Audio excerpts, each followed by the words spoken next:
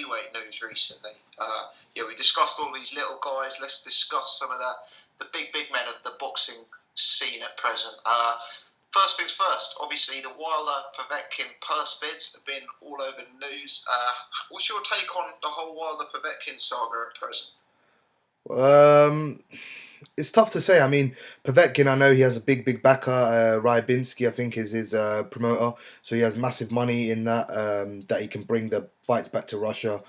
And I mean, for Wilder, it's not great because I know Al Heyman, PBC is centered around a big heavyweight. It was initially for Wilder. Now that Charles Martin's won a belt, you have two American big heavyweights that can both crack, and they're the poster childs for American boxing at the moment. So I mean, it's tough. It's tough for Wilder because you know people. I don't know if the American public actually believe he's the best in the division anyway. I mean, after what Tyson Fury did to Vladimir Klitschko, it's a tough sell to say after the opponents that Wilder has been beaten up on that he's the best in the division. So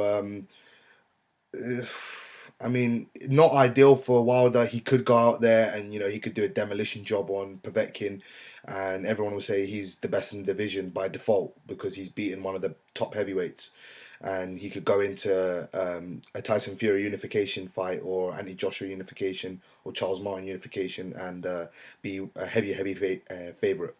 But I don't see that happening. I see Povetkin beating him late stoppage for me, and I mean, Wilder has some things going that might trouble him, but with his last fight against Artur Spilka, I can't see it happening. Spilka was giving him all sorts of problems, and it was really bad to watch for a Wilder fan.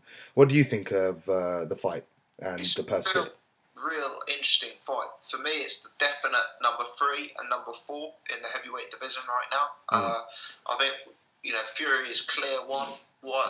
Klitschko is clearly 2.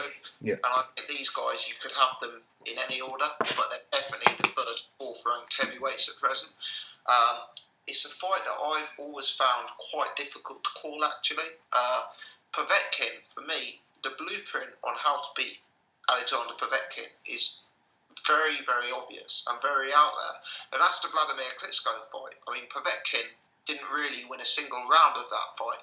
And I know people say Vladimir was a bad sport, etc. But let's be honest, Vladimir put on a very professional performance that night and won every single round and completely negated Povetkin's game. And I've always thought that a tall fighter who can use range, who can score points behind a jab, and who can, clinch Povetkin and hold him up close and, tie him up in that way, could beat Povetkin. And there are other blueprints out there as well. It's not just the one that Klitschko set. I mean, Carlos Takam, he gave Povetkin a lot of bother. That was an even fight at the time of the stoppage. Even Mariusz Wach, don't get me wrong, Povetkin beat Mariusz Wach with ease. But if you rewatch that first couple of rounds when Mariusz Wach is getting the jab going, he gets some success there. And for me, Wilder is leagues above Mariusz Wach. He may not have the chin of Mariusz Wach, but in terms of his output, he's leagues above. So I do think Wilder could cause Povetkin problems. Povetkin's got a good chin, he's tough, he's not going to get knocked out easy.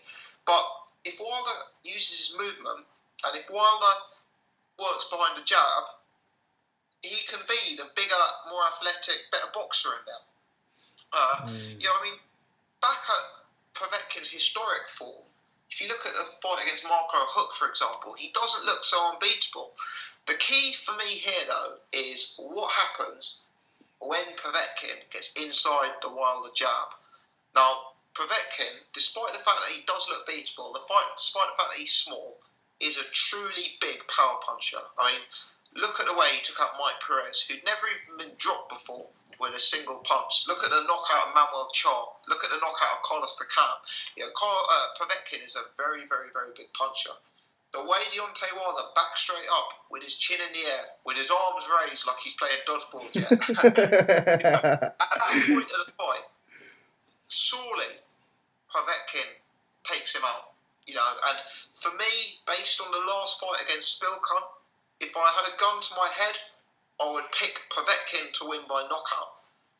But Wilder outboxing him, it's not impossible. Severn fight, is it possible? Yeah, it's not impossible. I totally agree with you. I mean, if Wilder fixes the defensive frailties in his game, he definitely can outbox Povetkin. I think Povetkin's really, really one-paced against Marius Wack. He looked in a bit of bother in the first 3 or 4 rounds, and then after it was just combination jab combination. It was nothing special from Povetkin. He didn't really change it up or go into second gear. It was just one gear throughout, and I don't know if that was the opponent or anything, but he just looked really one dimensional. One paced, and if Wilder can show him different angles, counter punch, do some different things. Povetkin can be in he can outbox Povetkin. Whether his chin will hold up is an entirely different story, but he can. Yeah, I can see that. But again, if it was, if I had to pick someone, I'd be inclined to go with Povetkin at this moment in time. Povetkin late stoppage, I'd say. Just my personal. I would say if the Wilder who fought Arthur Spilka turns up, yeah, I'd be 99% to 100% in favour of Povetkin. Yeah. But if the Wilder who fought the main Stavern turns up and fights that fight, much more disciplined, much more mobile, I'd say it becomes a 50-50 fight. Because, Deontay Wilder, that was a real performance for him. And if he can raise his game to that sort of level as he moves up in competition, it becomes a real fascinating fight. And, Deontay Wilder may not have a great chin, but his chin isn't as bad as people make out on the forums. I mean, yeah, he got hurt in fights early on by journeymen, but we've seen him now with guys who can punch a bit. I mean, Stavern can punch a bit. Molina can punch a bit.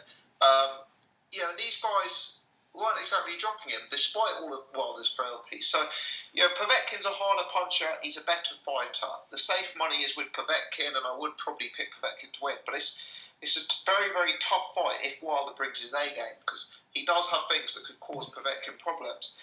Let me ask you, how likely do you think it is that this fight actually happens?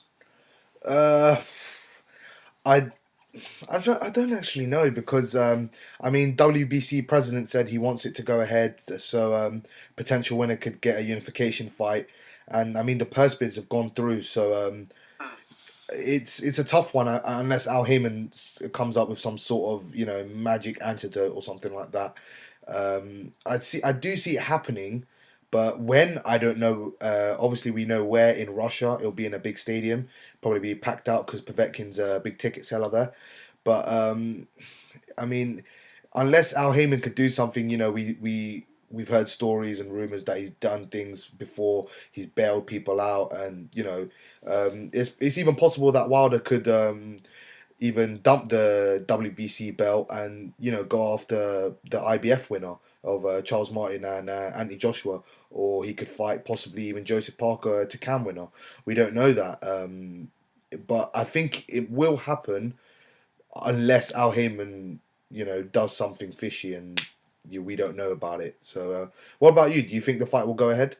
I can't make up my mind. I mean, from one perspective, I think the winning purse bid for this was 7 million or something like that. Yeah. And, Deontay Wilder as the champion will get the lion's share of that. He'll probably get about 70-75%. So, Wilder's looking at a $5 million payday. That'd be the biggest payday of his life by some margin, I should imagine. But, does he want to go to Russia? Does he want to risk that? Does he want to risk a fight with Povetkin? It's so hard to predict what he will do in that sense. I think a realistic option, a lot of people are saying that the Fury-Vladimir Klitschko fight won't happen and that Vladimir Klitschko will retire. Okay. Someone tweeted me recently, said that they'd walked past Vladimir Klitschko in an airport and, he looked out of shape. He didn't look his normal self. Maybe he's not been in training. I don't know what's going on there. Tyson Fury's being very cryptic about it. But if that fight were not to happen for whatever reason, I could see Heyman trying to fix up a Fury fight and vacating the WBC belt. but we're getting into the realms of like if and buts now, aren't we? So it's a hard one to call. Yeah, definitely. Definitely hard to see if it goes ahead or doesn't. We just have to. It's just a waiting game. We have to wait and see, I guess. Absolutely. You don't mind if we drop down to cruiserweight? No, go for it. Yeah, Marco Hook, Afolabi on the weekend. Hook looked like he was back to his best. Got 11th round retirement stoppage. Afolabi's left eye, I think, shut, almost shut, swollen closed. What do you think? And he said he wants a rematch against Christoph Glowacki, WBO champion, who's got a fight against Cunningham next. What do you think of the two fights? Yeah, so I haven't seen Huck Afolabi yet Okay. because I was away at the weekend. Yeah. But what I will say is I don't rate the form that strongly, actually. On Afolabi, he's a very likeable fighter. He's someone I've followed for some time. I think he's really, really good. But I do believe Afolabi was very much coming to the end of his career and got a win that wasn't expected against that Rakim Chikayev, who basically was a muscle-bound guy who ran out of gas and was able to get stopped. I think Afolabi had lost momentum before that. I'd seen him in some tough fights, some fights he should have won, but stumbled over the finish line. And I just wonder if the Ola Afolabi who stepped into the ring in that fourth fight wasn't the same guy who stepped in the ring the first three fights. And for me, the form matters less. I mean, I hear Afolabi fell right into Huck's game plan. Yeah. Didn't use range, didn't use distance, and fought Marco Huck's fight. I'm not so sure. I'd probably like to see Marco Huck stepping up to heavyweight for me. I think there's more attractive options. The Glowacki fight, obviously, that is an interesting fight, but don't rule out Steve Cunningham in that Cunningham-Glowacki fight, by the way. It's probably because I haven't seen as much of Glowacki as I should have done, but Steve Cunningham is another one of these properly underrated fighters, and his success at heavyweight shows that he can be a threat back down at cruiserweight for my money. Yeah, I mean, he was only coming in at 205 for heavyweight fights, so definitely. I think the thing is with if Marco Hook steps into the ring with Glowacki again, he's quite one-dimensional in that sort of sense. Even though he's really good at what he does, we say Povetkin is one-dimensional at times, but he's good at what he does. Same with Marco Hook. He's very rugged, tough, got a great chin. Regardless of the Glowacki stoppage, he's winning the fight against him. Fight of the year candidate, a brilliant fight. But Glowacki took almost everything he had, apart from the 6th round knockdown. He took everything he had and more, and he came back to knock him out in the 11th. So my concern would be if he steps into the ring with him again, how would he fare? Because the adaptability for Marco Hook, I don't think is there. And I think he might struggle again with Glowacki's punching power and the southpaw stance as well. So what do you think he could beat him if there was a potential rematch on the horizon if he gets by Cunningham?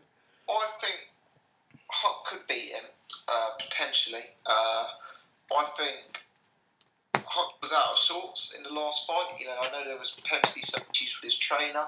Yeah. I have concern. For me, Huck's durability, I rate him as a very tough, durable guy. But he did slip a bit in that fight, obviously getting knocked out. But I wonder if Huck's weight is possibly a problem. Unlike Steve Cunningham, I think Marco Huck is someone who does walk around 215. That sort of weight. And I just wonder if he was cutting weight, large amounts of weight for that fight. And as it was getting tough, as it was going later, if that maybe affected him. So I wonder if he would be better for heavyweight in the long run. But I wouldn't rule him out in that fight. He's too good to rule out. But you also wouldn't bet against Glowacki at the minute. Yeah, definitely.